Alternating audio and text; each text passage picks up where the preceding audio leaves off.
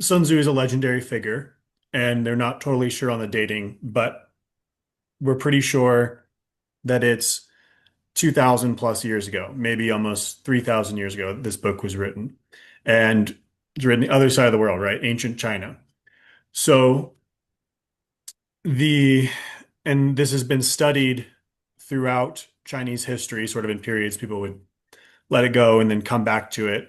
And people are coming back to it in modern times and taking a look at it and thinking, what can we learn from this, even in broader aspects, not just military strategy wise, but how to think of decision making, how to make discernments, how to um, think about strategy in general, whether it's in business or relationships or what have you. And that's just, I think, because of the practicality that the book goes into. It's really focused on the basics of what you need to consider as you're going into warfare. Now, the story of this book, the legend, is that the author Sun Tzu wrote it or gave it to a king because he came from a particular kingdom. I believe it was the Shang. Legend has it that it was the Shang. And they were like the empire that had established control at the time. And they were falling apart. They were falling into the traps of being on top and being in control and not having the pressure from outside. They were becoming corrupt and luxuriant and all these sort of things. And maybe Sun Tzu was kicked out of there. Maybe he just decided he didn't want to be there anymore. But he went over to the Chow. And the Chow were sort of like the state, the smaller state in ascendancy at the time, but they had to be pretty quiet about it. They had to be careful because you can't let the more powerful state know that you're putting things together and trying to come into power.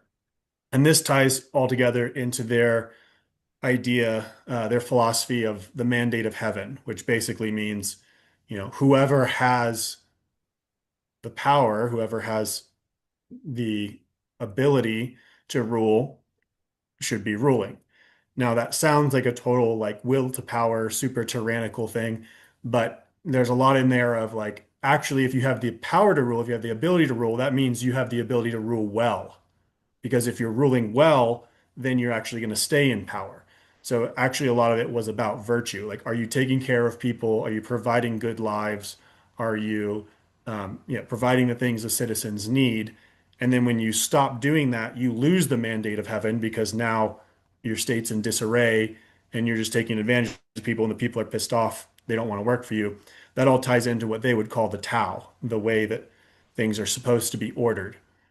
And this was one of the considerations that Sun Tzu talked about. And so, whatever happened, as far as the story goes, Sun Tzu seemed to believe that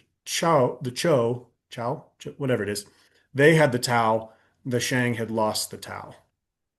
And so, um, he starts to give them advice on how to organize themselves, how to approach a battle. Um, and I think we're going to look at what this can teach us in the modern world.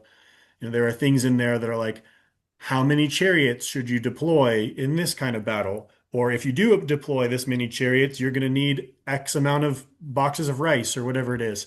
And those are obviously all outdated, but there are many things in there of like just on the meta level, he's considering provision. He's considering what it costs, the energy it takes to put in, the resources they have, the resources they don't have, how they can get those resources. And so what is revealing about this book is on that meta level, that approach of attention, discernment, and wise decision making is obviously still relevant. And when we go back through this work, I think it has that benefit of we're not getting something that's sort of filtered in a modern way of like, I want you to believe something. We don't have to worry about the author's political ambitions and what they think would be best in the current time. This was someone 2000 plus years ago saying this is how we need to approach things. And so if we can if we can look at that and say, okay, this is what he thought would be effective at the time. This is what he thought would be what was practical, what would bear good fruits. Then we can look at that and say, how does that translate to our time, and how are we either doing that or not doing it? What does that reveal about ourselves individually, or what does that reveal about the state of our nation or relationship between our nations, our international community, whatever it might be? So I think that will be the bulk of where we focus, of comparing that, taking this as just a practical statement of what happens in the world, what's required in the world, and what's just reality. If you do this, you can hope for this. If you don't do this, this bad thing will happen. That sort of gives us a touchstone or a benchmark for basic reality. And then we can look at the world today and we say, okay, maybe things are different. We have crazy higher levels of technology, but some of it's definitely still the same. And so what does that reveal about what we see today? Yes. That the history behind this book and how old it is, not even necessarily knowing if Sun Tzu wrote it, like we were alluding to earlier. And then I think that you also made mention of the accessibility of this book at the time. There were only Mhm. certain people that had access to this book because the knowledge within was deemed cherishable, and to give Right, to the masses might incur a revolt or right. some sort of uprising if the common everyday man had access to this work. So just like with other prior works that are old, it's typically the truth that allows it to be carried throughout time. It could be propaganda that artificially perpetuates a lie throughout history, but with something especially as old and what seems to be as not there doesn't seem to be any opinions in the book. It's providing tactical information. It's providing kind of a neutral baseline level of knowledge that can be applicable to any civilization, any society. And so, like you said, we can make that contrast with modern times.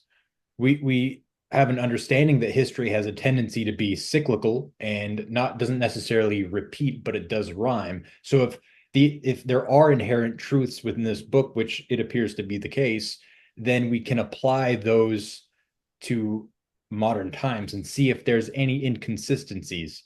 Um, and that's just that. See, this is a testament to the age and time that we're in. We have absolute access to pretty much anything. It's just where are we applying our consciousness? Where are we applying our awareness? Do we want to watch fun cat videos? Nothing wrong with those. Those are fun. Or do we want to engage with something that might not only better ourselves, but benefit society in the long run if more people are prevalent to this material? Yep.